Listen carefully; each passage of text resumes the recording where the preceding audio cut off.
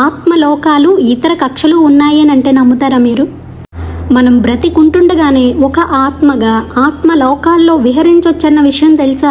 ఆత్మ ఆయా లోకాల్లో పయనం చేస్తున్నప్పుడు ఆయా లోక వాసులతో సంభాషణలు చేయవచ్చని, వాళ్ళతో పరిచయాలు చేసుకోవచ్చన్న విషయం తెలుసా? పునర్జన్మల గురించి, కొందరు శరీరాన్ని తీసుకుని భూమి మీద జీవించడానికి ఎందుకు వస్తారు అని, కొందరు శరీరం తీసుకోకుండా ఉన్నత లోకాల్లోనే ఎందుకు ఉండిపోతారు అని, భూలోకం ఎంత వాస్తవమో సూక్ష్మలోకాలు కూడా అంతే వాస్తవం అన్న విషయం తెలుసా? ఈ వీడియోలో వీటన్నింటి గురించి కూడా క్షుణ్ణంగా తెలుసుకుందాం. వీడియోని స్కిప్ చేయకుండా పూర్తిగా వినడానికి ప్రయత్నించండి, లేదంటే సరిగా అర్థం కాకపోవచ్చు. ఎకో బోడెన్ అనే రచయిత్రి ఆత్మాయనం అనే బుక్ను రాశారనమాట. అందులో ఆవిడ ఒక ఆత్మగా ఇతర లోకాలకు వెళ్ళానని, ఇతర లోకాల వాసులతో సంభాషణలు జరిపానని, వాళ్ళతో పరిచయాలు చేసుకున్నానని వివరించారు. అంతేకాకుండా పునర్జన్మల గురించి మరెన్నో అద్భుతమైన విషయాల గురించి ఆవిడ యొక్క మార్గదర్శక ఆత్మలు ఎంతో చక్కగా ఆమెకు వివరించారు అని, ఇంకా ఈవిడ ఏం చెప్తున్నారు అని అంటే, దేవదూతలు ఈ ఆత్మలోకాల్లో ఈవిడికి ఒక మార్గదర్శకులుగా ఉండి అక్కడ విషయాలన్నీ కూడా అర్థమయ్యేటట్టు వివరిస్తున్నారంట. అంటే ఈ భూలోకంలో భౌతికంగా మనకు సహాయం కావాలి అన్నప్పుడు ఎవరో ఒకరు వచ్చి ఎలా అయితే సహాయం చేస్తారో, అలాగే ఆ ఆత్మలోకంలో కూడా మార్గనిర్దేశక ఆత్మలని దేవదూతలుగా పిలువబడుతున్న వీళ్ళందరూ కూడా సహాయం చేస్తారంట. ఈవిడ పునర్జన్మ సిద్ధాంతాల గురించి, కర్మ సిద్ధాంతాల గురించి, అలాగే జనన మరణ రహస్యాల గురించి ఎంతో చక్కగా వివరించారు. ఇంకా ఈవిడ ఏం చెప్పారంటే, అన్ని ఆత్మలు కూడా భూలోకంలో జన్మను తీసుకోవంట. కొన్ని ఆత్మలు ఆ ఆత్మలోకంలోనే ఉండి భూలోక వాసులకు వెనకుండి ఎలా సహాయం చేస్తారో అని కూడా ఇందులో వివరించారు. అలాగే భూలోకం ఎంత వాస్తవమో సూక్ష్మలోకాలు కూడా అంతే వాస్తవమని, భూలోక వాసులతో సత్సంబంధాలు ఎంత వాస్తవమో సూక్ష్మలోకాల వారితో కూడా సంబంధాలు అంతే వాస్తవమని ఈవిడ వివరించారు. ఆత్మలోకాలలో 7 కక్షలు ఉంటాయి అని అంటున్నారు. అయితే రచయిత్రి ఆత్మగా ప్రయాణం చేస్తున్నప్పుడు 5వ కక్షకు చేరుకున్న తర్వాత 6వ కక్షలోకి ప్రవేశం లభించలేదంట. 6వ కక్షకు సంబంధించిన సభ్యులకు మాత్రమే అందులోకి ప్రవేశం ఉంటుంది అని దేవదూతలు తనకు వివరించారు అని రచయిత్రి ఎకో బోడెన్ గారు ఇక్కడ చెప్తున్నారు. అంతేకాకుండా పిల్లలు పుట్టే సమయంలో ఎలాంటి ఇబ్బందులైనా ఎదురైనప్పుడు ఆ శిశువు యొక్క ఆత్మతో సంభాషణలు జరిపి ఆ బిడ్డ యొక్క గత జన్మల గురించి తెలుసుకొని ఆ విషయాలను ఆ బిడ్డ యొక్క తల్లికి వివరించి ఆమెకు కొన్ని సూచనలు ఇచ్చి అలాంటి ఇబ్బందులు తొలగించిన పరిస్థితులు ఎన్నో ఉన్నాయి అని రచయిత్రి ఎకో బోడెన్ గారు చెప్తున్నారు. అంతేకాకుండా చనిపోయిన వారి ఆత్మలతో సంభాషించి కారణం తెలుసుకొని, అంటే వాళ్ళు ఎందుకు చనిపోయారన్న కారణం తెలుసుకొని బాధల్లో ఉన్నవారి బంధువులకు శరీరం వదిలి వెళ్ళిన ఆత్మ యొక్క స్థితిని వివరించి వాళ్ళకి ఎంతో సాంత్వన కలిగించడం కూడా రచయిత్రి చేసేవాళ్ళంట. ఆరోగ్యం సరిగా లేని వారికి దానికి గల కారణాలు దేవదూతల సహాయంతో కానీ లేదా రచయిత్రి యొక్క దివ్య దృష్టితో కానీ తెలుసుకొని దానికి తగిన ప్రాయశ్చిత్తం లేదా ఏదైనా పరిష్కారం చూపించి వాళ్ళకి స్వస్థత చేకూరుస్తారు. ఇవన్నీ కూడా రచయిత్రి అయిన ఎకో బోడెన్ గారు చేసే పనులన్నమాట. అయితే ఇప్పుడు మీరు చెప్పండి, ఆత్మలోకాలు నిజంగా ఉన్నాయా? గత జన్మ కర్మలు అనుభవించడానికే మనం భూమి మీద జన్మ తీసుకుంటున్నామా? ఈ భూమి మీద కొంతమంది గొప్ప శక్తులతో పుడతారు. ఆ శక్తి వాళ్ళను గొప్ప గాయకులుగా, నాట్యాచారులుగా, గొప్ప కళాకారులుగా తయారు చేస్తుంది. ఇంకొందరిని అదే శక్తి ఆధ్యాత్మికవేత్తలుగా, సిద్ధులుగా, యోగులుగా తయారు చేస్తుంది. అదే శక్తి మరికొందరిని పరమాత్ములుగా, అంటే కృష్ణుడుగా, జీసస్గా, బుద్ధుడుగా మొదలగు అవతార పురుషులుగా తయారు చేస్తుంది. ఇప్పుడు మీకు అందించబోయే విషయాలు ఎంతో మేధోపరమైనవి, ప్రాముఖ్యత గలవి కూడా. ఈ బుక్ చదువుతున్నంతసేపు లేదా వింటున్నంతసేపు కూడా రచయిత్రి ఎకో బోడెన్తో పాటు మనం కూడా ఆ ఆత్మలోకాలకి వెళ్ళి వాటన్నింటినీ సందర్శించామా అన్నంత మనందరం కూడా అనుభూతి చెందుతాము. మనకు ప్రియమైన వారు ఎవరైనా సరే శరీరాన్ని విడిచి వెళ్ళిపోతే మనం ఎంతో బాధపడతాం కదా. ఈ బుక్ చదవటం వల్ల వారు భౌతికంగా శరీరాన్ని మాత్రమే విడిచిపెట్టి వెళ్ళారని, ఆత్మపరంగా మనకత చేరువులోనే ఉంటున్నారన్న విషయం మనకు అర్థమవుతుంది. మనం శరీరాన్ని పోగొట్టుకున్నంత మాత్రాన మన ఆత్మ అంతమైపోదన్న విషయాన్ని ఇందులో క్షుణ్ణంగా తెలుసుకుంటాం. అయితే ఇవన్నీ కూడా రచయిత్రి ఎకో బోడెన్ గారి యొక్క శక్తి సామర్థ్యాలన్నమాట. అంటే చనిపోయిన ఆత్మలతో మాట్లాడటము, వాళ్ళ గత జన్మల గురించి తెలుసుకోవటము, లేదా చనిపోయిన వారి గురించి బాధపడుతున్నటువంటి వాళ్ళతో ఆత్మల గురించి చెప్పటము, వీళ్ళని సాంత్వనకు గురి చేయడము, ఇవన్నీ ఇంకా ఇట్లాంటివి ఎన్నో రకాలైనటువంటి శక్తులు, దివ్య దృష్టి కూడా రచయిత్రి ఎకో బోయడన్ గారికి ఉందన్నమాట. అయితే ఈ దివ్య దృష్టి, అతీంద్రియ శక్తులు ఎకో బోయడన్కు ఉన్నాయని తను ఎప్పుడు తెలుసుకున్నారన్న విషయం గురించి తెలుసుకుందాం.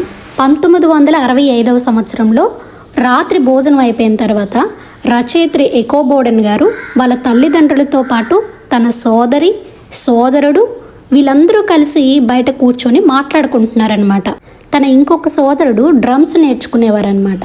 అయితే ఆ డ్రమ్స్ని ప్రాక్టీస్ చేయడానికి కోసం అని చెప్పి కింద ఉన్న రూమ్లోకి వెళ్ళి తనకు వచ్చి రాని వాయిద్యాన్ని ఏదో కొడుతూ వాయిస్తున్నారనమాట. సడన్గా ఒక మంచి మ్యూజిక్ వచ్చిందనమాట. ఆ మ్యూజిక్ని ఇక్కడ బయట కూర్చుని వీళ్ళందరూ కూడా విని ఆశ్చర్యపోయారనమాట. అదేంటి మా సోదరుడు ఇంత మంచిగా, ఇంత చక్కగా వాయిస్తాడా అన్న డౌట్తో ఉన్నారనమాట. ఆ వాయిద్యం కొంతసేపు వచ్చి ఆగిపోయిందనమాట. అయితే ఎకో బోయడన్ అలాగే తన సోదరులు అందరూ కూడా తన తండ్రి వైపు ఒకసారి చూసి, ఏంటిది, నా సోదరుడు ఏంటి ఇంత అద్భుతంగా వాయిస్తున్నాడు అన్న దృష్టితో అతను తండ్రి వైపు చూస్తే వాళ్ళ నాన్నగారు అంటారు, శాండీ నెల్సన్ అనే రికార్డింగ్ని నేను అబ్బాయికి ఇచ్చాను, అది విని బహుశా వాయిస్తుండొచ్చు అని వాళ్ళ నాన్నగారు అంటారనమాట. కానీ ఇదంతా కూడా వాళ్ళకి నమ్మశక్యంగా అనిపించదు. మా సోదరుడా ఇంత అద్భుతంగా డ్రమ్స్ను వాయిస్తాడా అని వీళ్ళందరికీ కూడా నమ్మశక్యంగా అనిపించట్లేదు. ఎందుకు అంటే తన సోదరుడు ఈ మధ్య కాలంలోనే డ్రమ్స్ నేర్చుకోవడం అనేది మొదలుపెట్టాడు, అప్పుడే ఇంత అద్భుతంగా ఎలా వాయించగలడు అన్న సందిగ్ధంలో ఉండిపోయారు. ఉన్నట్టుండి రూమ్లో నుంచి అబ్బాయి పరిగెత్తుకుంటూ వీళ్ళ దగ్గరకు వచ్చి భయంగా చెప్తాడనమాట, నేను కళ్ళు మూసుకొని ఈ ఒక మ్యూజిక్ ట్యూన్ చేసుకుంటుంటే ఒక తెల్లటి వెలుగు లాంటిది నా దగ్గరకు వచ్చి నా ఎదురుగా కూర్చొని నా వాయిద్యం పైన చేయి పెట్టి ఆ మ్యూజిక్ని తను వాయించింది. అది వాయిస్తున్నంతసేపు కూడా నేను ఆశ్చర్యంతో, భయంతో అట్లా ఉండిపోయాను. అయిపోయిన తర్వాత మెల్లగా ఎలా అయితే వచ్చిందో అలానే ఆ దివ్య వెలుగు మాయమైపోయింది అని చెప్పారనమాట. అది వినగానే వీళ్ళందరూ కూడా ఒకసారి దిగ్భ్రాంతికి గురైపోతారనమాట. ఆ తరువాత చాలాసార్లు కూడా అబ్బాయికి ఒక తెల్లటి ఆకారం గాల్లో తేలుకుంటూ రావడము, సంగీతం వాయించడము, ఆ తర్వాత అదే విధంగా ఆ గాల్లో తేలుకుంటూ వెళ్ళిపోవటం చాలాసార్లు జరిగిందనమాట. అప్పుడు ఎకో బోయడన్ అంటారనమాట, పైనుండి దేవతలు మనల్ని ఆశీర్వదించడము చూస్తారన్న విషయమే తెలుసు, కానీ ఇలా మనతో పాటు వస్తారు, మన దగ్గరకు వస్తారని, మనతో పాటు ఉంటారన్న విషయం నాకెన్నడూ తెలీదు, ఇలా మాకెవరు కూడా చెప్పలేదు అని చెప్పారనమాట. అయితే ఆ తరువాత మా సోదరుడికైనటువంటి ఈ అనుభవం మాకు కూడా అవుతుందా అన్న ఆలోచనలో వీళ్ళందరూ ఉంటారనమాట. అయితే ఈ రచయిత్రి ఎకో బోయడన్ గారి అమ్మగారు ఒక చర్చిలోని సభ్యురాలు అనమాట, ఒక సంఘంలోని సభ్యురాలు. ఆవిడ ఒక గురువు గారి దగ్గరికి వెళ్దాము, అక్కడ మనకు జరిగిన ఈ విషయాన్ని గురించి ఆవిడతో చర్చిద్దాము అని చెప్పి ఆవిడ దగ్గరికి వెళ్తారనమాట. ఆశ్చర్యంగా ఎకో బోయడన్ వాళ్ళ అమ్మగారు ఇద్దరు కూడా ఆ గురువుగారి దగ్గరికి వెళ్ళినప్పుడు ఆ గురువుగారు అంటారనమాట, నేను మీకోసం వెయిట్ చేస్తున్నాను అని. అది విన్న వీళ్ళకి ఎంతో ఆశ్చర్యంగా అనిపిస్తుందన్నమాట.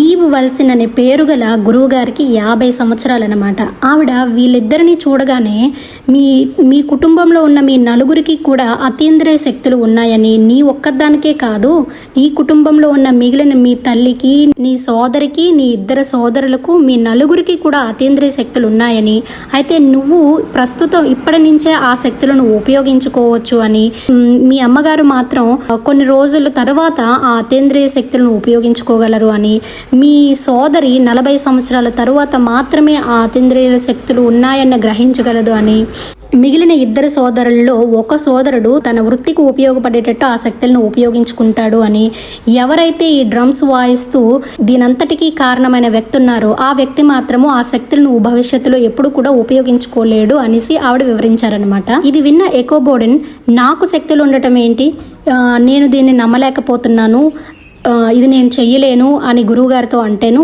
ఇది నువ్వు గ్రహించలేకే, నీలో ఉన్న శక్తిని నువ్వు గ్రహించలేకే ఇప్పటి వరకు ఎంతో అనారోగ్య పాలయ్యావు. నువ్వు ఇంటికి వెళ్ళగానే మీ నాన్నగారి తలపైన ఒక తెల్లటి వస్త్రం వేయు, మీ నాన్నగారికి ఉన్న మైగ్రేన్ సమస్య పూర్తిగా పోతుంది అని చెప్తారు. అయితే ఆశ్చర్యం ఏంటి అంటే, మా నాన్నగారికి మైగ్రేన్ తలనొప్పి ఉన్నది అన్న విషయాన్ని ఆ గురువు గారికి వీళ్ళు ఎప్పుడూ చెప్పలేదన్నమాట.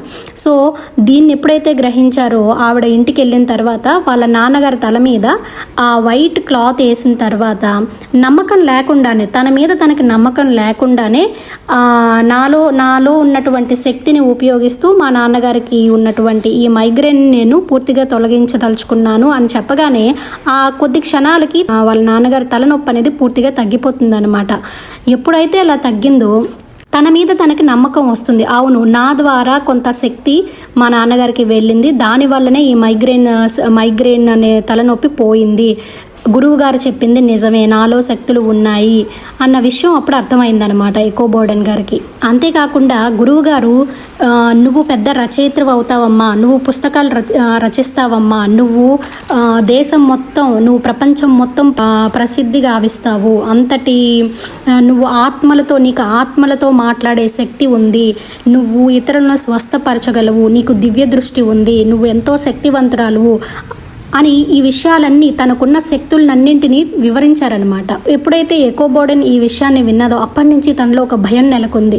నన్నే ఎందుకు దేవుడు ఇలా సెలెక్ట్ చేశారు, నాకే ఎందుకు ఇట్లా అతీంద్రియ శక్తులు ఉండేటట్టుగా నన్ను ఇలా తయారు చేశారు, అయితే ఇక్కడి నుంచి నేను ఎప్పుడు కూడా అందరికీ సేవలు చేస్తూ ఉండాలా, రోగగ్రస్తుల దగ్గరికి వెళ్ళి వాళ్ళని నయం చేస్తూ ఉండాలా, నాకంటూ ప్రత్యేకమైనటువంటి జీవితం లేదా, నేను ఈ సేవలో మునిగిపోవాలా, ఇట్లాంటి ఆలోచనలు ఆలోచిస్తూ ఉండేదన్నమాట ఆవిడ. ఫ్రెండ్స్, ఇక్కడితో ఈ మొదటి భాగాన్ని ముగిస్తున్నాను. మీకు ఇంకా ఈ స్టోరీ గురించి తెలుసుకోవాలన్న తపన, ఇంట్రెస్ట్ ఉంది అని అంటే కింద ఖచ్చితంగా కామెంట్ చేయండి. అలాగే వీడియో నచ్చితే లైక్ చేసి ఛానల్ని సబ్స్క్రైబ్ చేసుకోవడం మర్చిపోకండి. మీరు కామెంట్ చేయటం వల్ల నాకు తెలుస్తుంది ఎంతమందికి ఈ కథ వినాలన్న ఇంట్రెస్ట్ ఉంది అని. దాన్ని బట్టి నేను ఈ స్టోరీని కంటిన్యూ చేయాలా లేదా అన్నది నిర్ణయించుకుంటాను.